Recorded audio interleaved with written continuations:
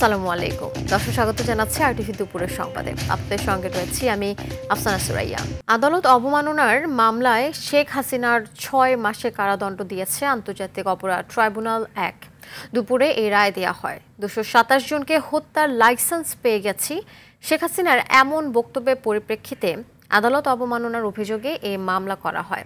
এদিকে আশুলিয়ায় হত্যার পর 6 জনের লাশ পোড়ানোর মামলায় সাবেক এমপি সাইফুল ইসলাম সহ 16 জনকে আসামি করে আনুষ্ঠানিক অভিযোগপত্র ট্রাইব্যুনালে দাখিল করেছে প্রসিকিউশন। এ বিষয়ে আন্তর্জাতিক অপরাধ ট্রাইব্যুনাল 2-এ শুনানি চলছে। সকালে এই মামলায় গ্রেফতার পুলিশ কর্মকর্তা আবদুল্লাহ হিল কাফি ও শাহিদুল ইসলাম সহ 7 জনকে ট্রাইব্যুনালে হাজির করা হয়। গত 19 জুন মামলার তদন্ত প্রতিবেদন হাতে পায় প্রসিকিউশন। এর আগে 11 সেপ্টেম্বর এই ঘটনায় মানবতাবিরোধী অপরাধের অভিযোগ এনে ট্রাইব্যুনালে মামলা করা হয়। আশুলিয়া থানার নির্মমতা নিয়ে দেশব্যাপী যেই হাহাকার চলছে সেই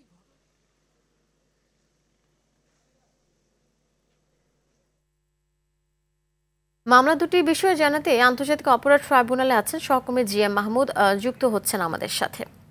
মাহমুদ, শেখ হাসিনার সাজার রায়ে কি বলা হয়েছে, আর আসলে লাশ পোড়ানো মামলার সর্বশেষ খবর কি রয়েছে আমাদের জানাবেন বিস্তারিত। আফসানা, কিছুক্ষণ আগেই আসলে এই শেখ হাসিনার বিরুদ্ধে আদালত অবমাননার মামলার যে রায় এটি ঘোষণা হয়েছে এবং এখানে কিন্তু 6 মাসের কারাদণ্ড তাকে দেওয়া হয়েছে এবং এক্ষেত্রে কিন্তু চিফ প্রসিকিউটর ব্রিফিং করলেন। ব্রিফিংয়ে তিনি কিন্তু উল্লেখ করেছেন যে ভারতে বসে শেখ হাসিনা অডিও বক্তব্যের মাধ্যমে তার বিরুদ্ধে যারা মামলা করেছে তাদের আসলে হুমকি ধমকি দিচ্ছেন এবং এই যে বক্তব্য এটি কিন্তু ফরেন্সিক প্রমাণও মিলেছে। তো এই ভিত্তিতেই আসলে তাকে এই রায় দেওয়া হয়েছে। যদিও এদিন কিন্তু আদালতে আসামি পক্ষের বিশেষ করে শেখ হাসিনার রাষ্ট্রনিযুক্ত আইনজীবী উনি উপস্থিত ছিলেন এবং অ্যামিকাস কিউরিও কিন্তু এখানে উপস্থিত ছিলেন। তাদের এখানে আসলে আদালত এবং রাষ্ট্রপক্ষ দুই পক্ষের বক্তব্য শুনেই এই রায় ঘোষণা করেছেন। বিচারপতি গোলাম মোর্তজা মজুমদারের নেতৃত্বাধীন 3 সদস্যের বেঞ্চ কিন্তু আসলে এই রায় দিয়েছেন। আসলে এই রায়ের মাধ্যমে এই ট্রাইব্যুনালে আসলে এই পুনর্গঠিত ট্রাইব্যুনালে এই প্রথম রায় হলো এবং সেটিও কিন্তু শেখ হাসিনার বিরুদ্ধে এবং উনি যার সাথে আসলে এই কনভারসেশন করেছেন তাকেও কিন্তু 2 মাসের কারাদণ্ড দেওয়া হয়েছে। তো এই রায় নিয়ে আসলে সন্তোষ প্রকাশ করেছেন প্রসিকিউশনের পক্ষ থেকে, এমনটি জানানো হয়েছে যেহেতু অপরাধ প্রমাণিত হয়েছে এবং এই রায়ের মাধ্যমে আসলে এই ধরনের অপরাধ পরবর্তীতে কেউ সংগঠন করতে পারবে না, এমনটি তিনি জানিয়েছেন। এদিকে আশুলিয়ায় 6 লাশ পোড়ানো মামলার ক্ষেত্রে এখানে আসামি কিন্তু 16 জন।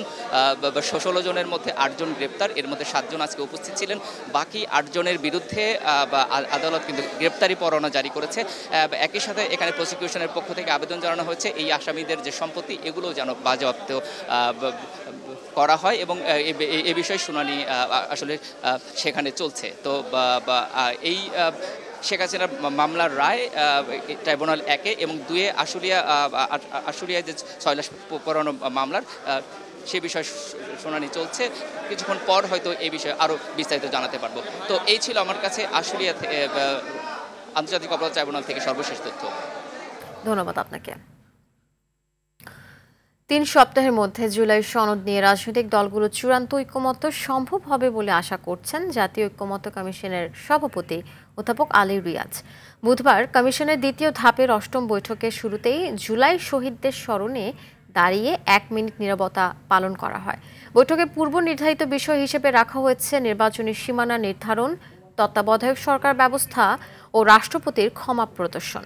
জুলাই অভ্যুত্থানের দায় প্রতিটি রাজনৈতিক দল অনুভব করে উল্লেখ করে অধ্যাপক আলী রিয়াজ বলেন, গণঅভ্যুত্থানের সাফল্য থেমে গেলে হবে না, সংস্কারের মধ্য দিয়ে তা এগিয়ে নিতে হবে। ফরেন সার্ভিস একাডেমিতে আলোচনায় বিএনপি, জামায়াত ইসলামী আন্দোলন, গণসংহতি আন্দোলন, এনসিপি সহ 30টি রাজনৈতিক দল অংশ নিয়েছে।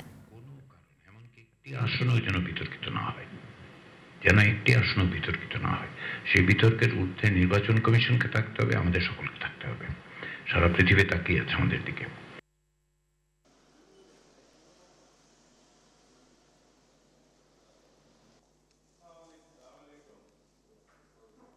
গণমাধ্যমের বন্ধুদের অনুরোধ করছি আপনারা দ্রুত দর্শক এই বিষয়ে জানাতে রাজধানীর ফরেন সার্ভিস একাডেমিতে আছেন সহকর্মী দীপন দেওয়ান, সরাসরি যুক্ত হচ্ছেন আমাদের সাথে। দীপন,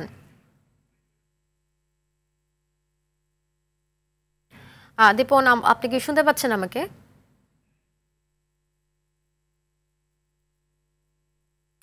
দীপন, রাজনৈতিক দলগুলোর সঙ্গে আজকের ঐকমত্যে বিষয়গুলো নিয়ে কি কি তথ্য রয়েছে আপনার কাছে, জানাবেন আমাদের। আজকে যে তিনটি বিষয় ছিল সেই তিনটি বিষয়ের মধ্যে এখনো পর্যন্ত প্রথম বিষয়টি নিয়ে আলোচনা হয়েছে এবং প্রথম বিষয়ের আলোচনাটি ছিল সীমানা নির্ধারণ, এবং সীমানা নির্ধারণ নিয়ে বিভিন্ন রাজনৈতিক দল তারা বিভিন্ন ধরনের মতামত দিয়েছেন। তবে বেশিরভাগই একমত হয়েছেন যে এই সীমানা নির্ধারণের ক্ষেত্রে একটি কমিটি গঠন করা উচিত, আবার কেউ কেউ বলছেন একটি স্বাধীন তদন্ত কমিশন গঠন করা উচিত। একই সাথে রাজনৈতিক দলগুলো এটিও বলছেন যে কেউ যদি সংক্ষুব্ধ হন এই সীমানা নির্ধারণের জন্য, সেই ক্ষেত্রে তিনি আদালতে যেতে পারবেন। এই ক্ষেত্রে বিএনপি বলছেন যে আদালতে যাওয়ার প্রয়োজন নেই, জামাত ইসলামের পক্ষ থেকে বলা হয়েছে যে আদালতে যাওয়ার এখতিয়ারটি রাখা উচিত।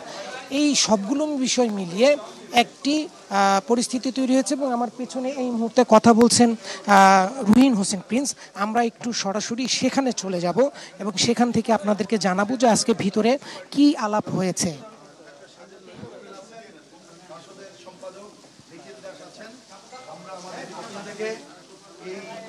গণঅভ্যুত্থানের বীর শহীদদের শ্রদ্ধা জানাচ্ছি এবং আহতদের যারা হয়েছেন তাদের প্রতি, পরিবারের প্রতি সহমর্মিতা জ্ঞাপন করেই কথা বলতে চাই। সামান্য কথা, আজকে আমাদের যে ঐকমত্য কমিশনের যে বৈঠক, তাতে ওনারা প্রথম আলোচনা এনেছিলেন নির্বাচনী এলাকার সীমানা নির্ধারণ প্রসঙ্গে। এ ব্যাপারে দুটি প্রশ্ন ছিল, ইতিমধ্যে জানেন। দ্বিতীয় যে পয়েন্টটা, সেটা হচ্ছে এইবারের যে ত্রয়োদশ নির্বাচন হবে, এই নির্বাচনকে সামনে রেখে আমরা যতটুকু খবর পেয়েছি ইতিমধ্যে সীমানার নিয়ে যে জটিলতা আছে অবসানের জন্য ওনারা একটা কমিটি গঠন করেছেন। সেই কমিটির মাধ্যমে দ্রুত এটা সমাধান হোক, এ ব্যাপারে আমরাও একমত এবং আমরা যেটা বুঝেছি সবাই প্রায় আমরা এই ব্যাপারে একমত হয়েছি। কিন্তু এক নম্বরে যে প্রস্তাব এখানে আমাদের কমিটি, ঐকমত্য কমিশনের পক্ষ থেকে যেটা করা হয়েছে, তাতে আমাদের কাছে মনে হয়েছে যে ডিফ্যাক্টো নির্বাচন কমিশনের অন্যতম দায়িত্ব কিন্তু সীমানা নির্ধারণের, কিন্তু তারা আর একটা কমিশন গঠন করার কথা বলেছে। আমরা এটার সাথে একমত হতে পারিনি। আমরা বলেছি নির্বাচন কমিশন এমনি স্বাধীন প্রতিষ্ঠান, তার বাইরে আর একটা প্রতিষ্ঠান করে এ ধরনের বডি করার কোনো দরকার নাই। তবে নির্বাচন কমিশন যাতে করে যখন আমাদের এই যে সীমানা নির্ধারণ হবে, সাধারণত এটা হয় কখন, যখন আমাদের জনশুমারি, যেটা আদমশুমারি নামে খ্যাত, ওই সময় হয়। আমরা বলেছি নির্বাচন কমিশন তারা তাদের ওই সময় নির্ধারিত সময়ের জন্য এই ধরনের কোনো একটা কমিটি করে তাদের অধীনেই এই কার্যক্রমগুলো করতে পারে বিশেষজ্ঞ, এবং ওই কমিটিতে খুবই স্বাভাবিক বিশেষজ্ঞ পর্যায়ের লোকজন ডাকবে। তাই এই বিরতির আগে ঐকমত্য কমিশন তারা বলেছে, এটা শুনেছি, এটাই বলা যায় অধিকাংশেরই মত। ধন্যবাদ দীপন আমাদের সাথে যুক্ত থাকার জন্য। বৈষম্যহীন সমাজ প্রতিষ্ঠার লক্ষ্যে কোটা বাতিল ও 2018 সালে পরিপত্র পুনঃপ্রতিষ্ঠার দাবিতে 2 জুলাই দ্বিতীয় দিনের মতো অব্যাহত থাকে শিক্ষার্থীদের কর্মসূচি। স্লোগানে স্লোগানে উত্তাল হয়ে ওঠে ঢাকা ও জাহাঙ্গীরনগর বিশ্ববিদ্যালয় সহ দেশের বিভিন্ন শিক্ষা প্রতিষ্ঠান। দাবি আদায় না হলে দেশব্যাপী আন্দোলন ছড়িয়ে দেওয়ার হুঁশিয়ারি দেয় শিক্ষার্থীরা।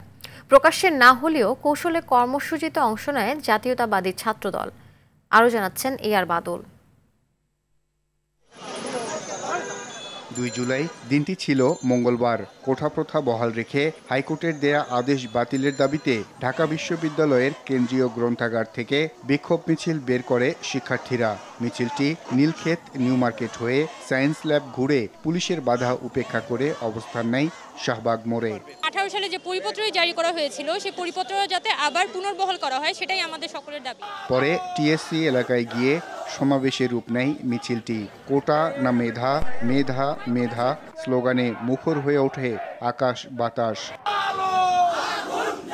একই দাবিতে দেশের বিভিন্ন শিক্ষা প্রতিষ্ঠানের মতো বিক্ষোভ মিছিল করে জাহাঙ্গীরনগর বিশ্ববিদ্যালয়ের শিক্ষার্থীরাও। পরে মহাসড়ক অবরোধ করে তারা। সেদিনের অভিজ্ঞতা জানান বৈষম্য বিরোধী ছাত্র আন্দোলনের নতুন কমিটির মুখপাত্র সিনথিয়া জাহিন আয়েশা। ক্যাম্পাসের ব্যানার রেখে আমরা এই আন্দোলনের সাথে একাত্মতা ঘোষণা করি এবং সংযুক্ত হই। এর আগে বিচ্ছিন্নভাবে আসলে এই আন্দোলনে শাহবাগে এসেছি, কন্টিনিউয়াসলি কোনো ধরনের বিরতি ছাড়া আমি আসলে এই আন্দোলনে ছিলাম। আন্দোলনের পথ পরিক্রমায় আসলে আন্দোলনটা আমাদের এক দফার দিকে মোড় নেয়। শিক্ষার্থীদের কর্মসূচি সফল করতে আড়াল থেকে কাজ করে জাতীয়তাবাদী ছাত্রদল। তা না হলে সরকার ভিন্ন উদ্দেশ্য খুঁজে সব ভেস্তে দিত বলে জানান ছাত্রদলের সাংগঠনিক সম্পাদক মোহাম্মদ আমানুল্লাহ আমান। বিভিন্ন ক্যাম্পাসের যারা জুনিয়র কর্মীরা তাদেরকে আমরা কৌশলের অংশ হিসেবে সেখানে আমরা পাঠিয়েছি। আমরা যদি সে আন্দোলনটিতে যারা আমরা পরিচিত মুখ তারা যদি সামনে থাকতাম বা চেষ্টা করতাম যে কোনো কিছু জানান দেওয়া, তাহলে সেই আন্দোলনটি আসলে ক্ষতিগ্রস্ত হতো। যার কারণে আমরা কৌশলের অংশ হিসেবে আমাদের নেতাকর্মীদেরকে ওই রকমভাবে সেই প্রথম দিকে পাঠিয়েছিলাম। আর বাদল, RTV, ঢাকা। বিএনপিকে যারা মুদ্রার এপিঠ ও পিঠ বলে অপপ্রচার চালাচ্ছে তারা ঐক্যের প্রক্রিয়া বাধাগ্রস্ত করছে বলে মন্তব্য করেছেন বিএনপির স্থায়ী কমিটির সদস্য নজরুল ইসলাম খান। ময়মনসিংহ দক্ষিণ জেলা বিএনপির নবগঠিত কমিটিকে সাথে নিয়ে শহীদ প্রেসিডেন্ট জিয়াউর রহমানের সমাধিতে শ্রদ্ধা নিবেদন শেষে তিনি এ মন্তব্য করেন। বলেন, শহীদদের আকাঙ্ক্ষা পূরণে এখন প্রধান কাজ জনগণের ভোটের অধিকার প্রতিষ্ঠা করা। দলের নাম ভাঙিয়ে কেউ অপরাধে জড়ালে কঠোর ব্যবস্থা নেওয়া হবে বলে জানান নজরুল ইসলাম খান। দায়িত্ব পালনের শুরুতেই জনগণ খুব ভালো জানে যে কারা স্বৈরাচার আর কারা গণতান্ত্রিক। যারা এই কথা বলেছে তারা স্পষ্টতই ঐক্যের যে প্রক্রিয়া সেই প্রক্রিয়াকে বাধাগ্রস্ত করার চেষ্টা করছে। শহীদদের আকাঙ্ক্ষা পূরণের লক্ষ্যে এই মুহূর্তের প্রধান কাজ জনগণের শাসন কায়েম, আর সেটা শুধুই ভোটের মাধ্যমে সম্ভব। বৈষম্য বিরোধী ছাত্র আন্দোলনের নেতাকর্মী, এনসিপি, ছাত্র শিবির ও বিএনপির নেতাকর্মীকে পিটিয়ে রক্তাক্ত করার ঘটনায় চট্টগ্রামের পটিয়া থানার ওসি জায়েদ নূরের অপসারণের দাবি করা হয়েছে। সকালে সর্বস্তরের ছাত্র জনতার ব্যানারে পটিয়া ব্লকের কর্মসূচি দিয়ে ছাত্ররা পটিয়া থানা ঘেরাও করে। এ সময় বিভিন্ন শিক্ষা প্রতিষ্ঠানের 2 শতাধিক ছাত্র এই কর্মসূচিতে অংশগ্রহণ করেছে। এরপর পটিয়া থানার সামনে থেকে মিছিল সহকারে চট্টগ্রাম কক্সবাজার মহাসড়কে পটিয়া বাইপাস এলাকায় দীর্ঘ 2 ঘন্টা যাবৎ রাস্তা ব্লক করে রাখেন ছাত্র জনতা। যতক্ষণ পর্যন্ত ওসি জায়েদ নূর সহ সংশ্লিষ্টদের অপসারণের আদেশ আসবে ততক্ষণ এই কর্মসূচি চলমান থাকবে।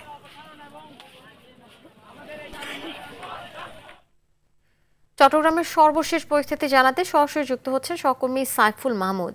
সাইফুল, কর্মসূচির বিষয়ে সর্বশেষ কি তথ্য রয়েছে আপনার কাছে, জানাবেন?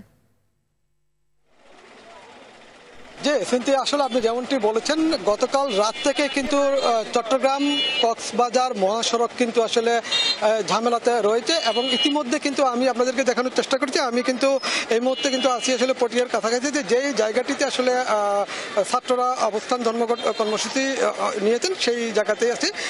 বিশেষ করে ছাত্ররা গতকাল রাতে নিষিদ্ধ সংগঠন ছাত্রলীগের এক নেতাকে ধরে থানা হেফাজতে নিয়ে যায়। সেখানে তারা কিন্তু বলেছিল তাকে গ্রেপ্তার করার জন্য। ওসি কিন্তু তাকে গ্রেপ্তার করেনি। গ্রেপ্তার না করার পরেই কিন্তু আসলে এই বৈষম্য বিরোধী ছাত্রদের সাথে পুলিশের সংঘর্ষ শুরু হয় এবং সেই ঘটনায় পুলিশ দাবি করেছে তাদের 4 জন পুলিশ আহত হয়েছে, তবে বৈষম্য বিরোধী ছাত্রদের মধ্যে তাদের 11 জন আহত হয়েছে।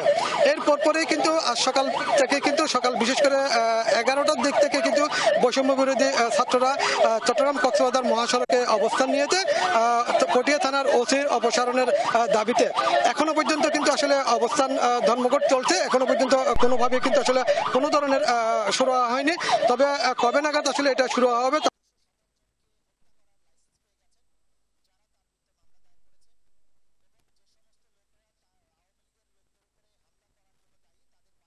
ধন্যবাদ আপনাকে। দুর্নীতির লাগাম টেনে ধরতে না পারলেও দুর্নীতির জন্য কাউকে ছাড় দেয়া হবে না বলে জানিয়েছেন স্বরাষ্ট্র ও কৃষি উপদেষ্টা মোহাম্মদ জাহাঙ্গীর আলম চৌধুরী। সকালে কৃষি মন্ত্রণালয়ের প্রকল্পসমূহের সার্বিক অগ্রগতি মূল্যায়ন সংক্রান্ত সভা শেষে তিনি কথা বলেন। উপদেষ্টা আরও বলেন, এবার 15 লক্ষ টন বোরো ধান বেশি উৎপাদন হয়েছে, সেই সঙ্গে আলুর ও উৎপাদন বেশি হয়েছে। যারা বাজারের দাম বৃদ্ধিতে সিন্ডিকেট করছে তাদের বিরুদ্ধে ব্যবস্থা নিতে হবে বলে জানান তিনি। সুযোগ পাচ্ছে না, কিন্তু এটা যারা পাচ্ছে তাকে আপনারা পয়েন্ট আউট করে দেবেন এবং তাদের যেন একটা ব্যবস্থা না হয়, তাদের আইনে আওতায় এরকম করতে হবে। দুর্নীতির জন্য ছাড় দেওয়া হবে না। যেহেতু আমি দুইটা কথা সবসময় বলি যে আমরা দুর্নীতি ওইরকম লাগাম টেনে ধরতে পারি নাই, প্লাস মাদকেও আমরা কিন্তু ওইরকম লাগাম ধরতে পারি নাই। এটা যেহেতু অস্বীকার করা তো আমার উপায় নেই, যেহেতু আমি দুর্নীতি তো লাগাম ধরতে নেবে, বাট চেষ্টা করে যাচ্ছি কতটা কন্ট্রোলে আনা যায়। আগামী 6 মাসের জন্য চট্টগ্রাম বন্দরে new mooring container terminal NCT পরিচালনার জন্য নৌবাহিনীকে দায়িত্ব দেওয়ার সিদ্ধান্ত নেওয়া হয়েছে বলে জানান নৌ পরিবহন উপদেষ্টা brigadier general M Shakhawat Hossain. বলেন, পরবর্তীতে টার্মিনাল পরিচালনার জন্য দুবাই পোর্ট ওয়ার্ল্ড ডিপি ওয়ার্ল্ডকে দায়িত্ব দেওয়া হলেও লোকবল ও বিশেষজ্ঞ বাংলাদেশ থেকেই নেওয়া হবে, কারো চাকরি যাবে না। সকালে সচিবালয়ে এক আলোচনায় এসব কথা বলেন তিনি। উপদেষ্টা বলেন, মংলা বন্দরকে আরও উন্নত করা হবে যাতে এখান থেকে গাড়ি আমদানি করা যায়। পোর্টকে অথরাইজ করা হচ্ছে যে সরকারের বিধি এবং অনুসারে ফাইন্যান্সিয়াল দিক থেকে দেখে তাদেরকে 6 মাস অথবা মোর দেন দ্যাট অথরাইজ করা হয়েছে একটা পার্টিকুলার খরচের মধ্যে, যে খরচের মধ্যে তারা পরিচালনা করবে এবং বিধি অনুযায়ী তারা নিয়োগ করতে পারে এই সময়ের জন্য বা যে কোনো সময়ের জন্য অপারেটর নিয়োগ করতে পারে। দর্শক, এবারে নিচ্ছি হাইসেন্স সংবাদ বিরতি। ফিরে এসে আরও যা থাকছে।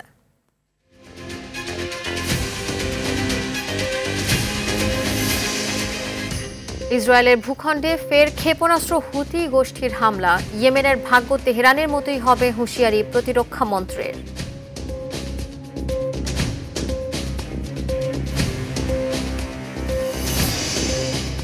এবং সিরিজের প্রথম ওয়ানডেতে আজ শ্রীলঙ্কার মুখোমুখি হবে বাংলাদেশ। নারী এশিয়ান কাপ বাছাইয়ে লাল সবুজদের প্রতিপক্ষ মিয়ানমার।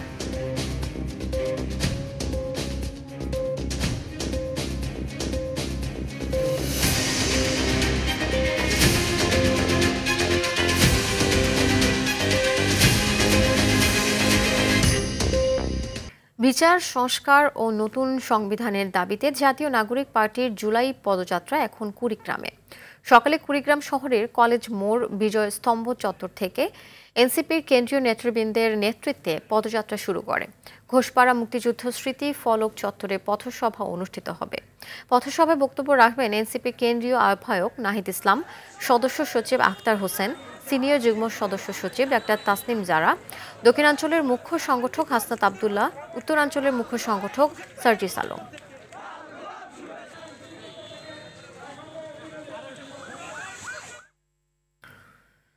প্রবাসীদের লাশ সরকার বহন করা, প্রবাসীদের ভাতা দেয়া সহ 4 দফা দাবিতে মানববন্ধন করেছে বাংলাদেশ প্রবাসী কল্যাণ পরিষদ। সকালে প্রেস ক্লাবে এই মানববন্ধন করে তারা। এ সময় বক্তারা সংযুক্ত আরব আমিরাতে দুবাই প্রবাসীদের ভিসা ট্রান্সফারের সমস্যা সমাধানে প্রধান উপদেষ্টার হস্তক্ষেপ চান। এছাড়াও বিদেশে মৃত প্রবাসীদের পরিবারকে এককালীন 8 লাখ টাকা দেয়া সহ 4 দফা দাবি জানায় তারা। নির্বাচনের আগে যদি প্রবাসীদের দাবি পূরণ করা না হয়, নির্বাচনের আগে যদি এই গেজেট প্রত্যাখ্যান করা না হয়, এই বাংলাদেশে প্রবাসীরা কোনো নির্বাচন করতে দিবে না। তাই প্রবাসীরা বাঁচলে বাংলাদেশ বাঁচবে। সাগরের তীর থেকে গানের প্রখ্যাত সঙ্গীত শিল্পী জিনাত রেহানা আর নেই। ইন্না লিল্লাহি ওয়া ইন্না ইলাইহি রাজিউন। আজ সকাল 8:30টায় তিনি রাজধানীর একটি হাসপাতালে চিকিৎসাধীন অবস্থায় শেষ নিঃশ্বাস ত্যাগ করেন। গুণী এই শিল্পী আধুনিক ও আধ্যাত্মিক গানের পাশাপাশি করেছেন ছোটদের গানও। এ বিষয়ে আরও জানাচ্ছেন মারজান ইভান।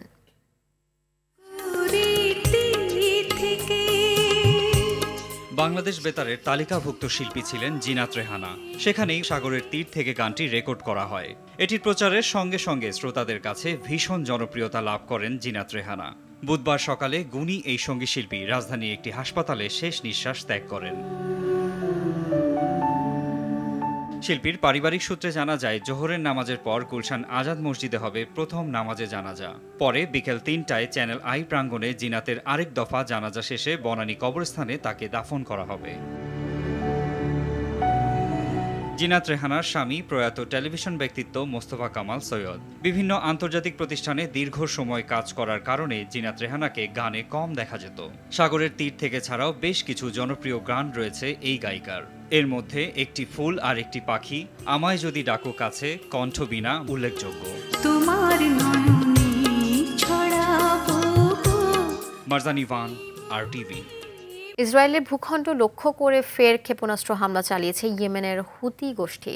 বার্তা সংস্থা রয়টার্স বলছে, এরপর ইরান সমর্থিত হুতি গোষ্ঠীর বিরুদ্ধে তীব্র প্রতিশোধ নেয়ার প্রতিশ্রুতি দিয়েছেন ইসরায়েল প্রতিরক্ষামন্ত্রী ইসরায়েল কাটজ।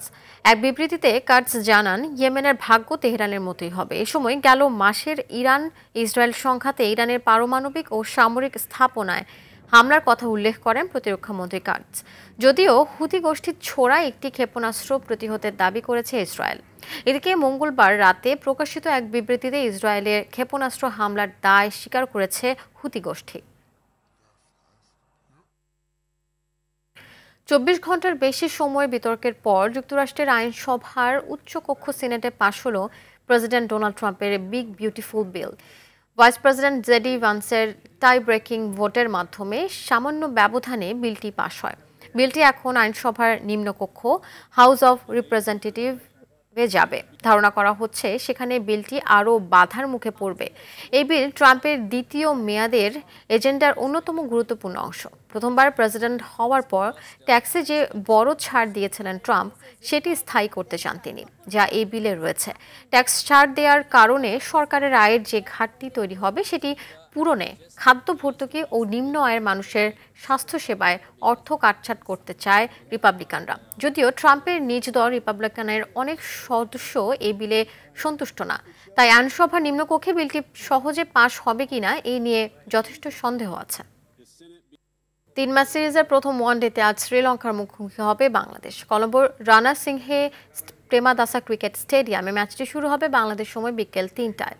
1-0 টেস্ট সিরিজ হারা টাইগাররা ঘুরে দাঁড়াতে চায় ওয়ানডে সিরিজে। অন্যদিকে সহজ জয়ের ব্যাপারে আশাবাদী লঙ্কানরাও। নাজমুস সাকিবের রিপোর্টে বিস্তারিত। শ্রীলঙ্কার সবচেয়ে বড় স্টেডিয়াম রানা সিংহে প্রেমাদাসা, যেখানে ওয়ানডে ফরম্যাটে বাংলাদেশের পূর্ব অভিজ্ঞতাটা একেবারেই ভালো নয়। এই মাঠে 13টি ওয়ানডে খেলে মাত্র একটিতে জয় পেয়েছিল বাংলাদেশ। তাই বলাই যায় কঠিন এক চ্যালেঞ্জ নিয়ে প্রেমাদাসায় ওয়ানডে অধিনায়কত্বের যাত্রা শুরু করতে যাচ্ছেন মেহেদী হাসান মিরাজ। এই মাঠে টাইগারদের সেরা ব্যাটার মুশফিকুর রহিম। সাফল্য পেতে হলে ব্যাট হাতে অভিজ্ঞ এই ব্যাটারের শূন্যতা পূরণ করতে হবে তরুণদের। মুশফিক না থাকলেও প্রেমাদাসায় টাইগারদের হয়ে সর্বোচ্চ উইকেটের মালিক মুস্তাফিজুর রহমান রয়েছেন দলের সাথে। সবকিছু ঠিক থাকলে প্রথম ওয়ানডে একাদশে থাকতে পারেন এই গতি তারকা। এই মাঠের তিক্ত অভিজ্ঞতা ভুলে জয় দিয়ে নতুনভাবে শুরু করতে চায় বাংলাদেশ। সেটি করতে হলে ব্যাটে বলে দিতে হবে সেরা পারফরম্যান্স। মিরাজের নেতৃত্বে সাদা বলের ক্রিকেটে কি নতুন সেই অধ্যায় রচনা করতে পারবে টাইগাররা? নাজমুস সাকিব, RTV। এদিকে নারী AFC এশিয়ান কাপ বাছাই নিজেদের দ্বিতীয় ম্যাচে আজ মাঠে নামবে বাংলাদেশ। ইয়াঙ্গুনে থুবুনা স্টেডিয়ামে বাংলাদেশ সময় বিকেল 3:30টায় শুরু হতে যাওয়া ম্যাচে আফিদাদের প্রতিপক্ষ স্বাগতিক মিয়ানমার। গ্রুপ পর্বে নিজেদের প্রথম ম্যাচে শক্তিশালী বাহরাইনকে উড়িয়ে দিয়ে আসর শুরু করে পিটার বাটলারের শিষ্যরা। গ্রুপ সেরা হওয়ার মিশনে এই ম্যাচেও জয়ের ছন্দ ধরে রাখতে চায় বাংলার মেয়েরা। অপরদিকে ঘরের মাঠে তুর্কমেনিস্তানকে বড় ব্যবধানে হারিয়ে গ্রুপ পর্বের লড়াই শুরু করেছে মিয়ানমার। বাংলাদেশের বিপক্ষে সহজ জয় নিয়ে মূল আসরের পথে এগিয়ে থাকতে চায় স্বাগতিকরাও। দর্শক, দুপুরের সংবাদ এ পর্যন্তই। জেলা সংবাদ বিকেল 4:05টায় দেখার আমন্ত্রণ রইল। ধন্যবাদ সবাইকে।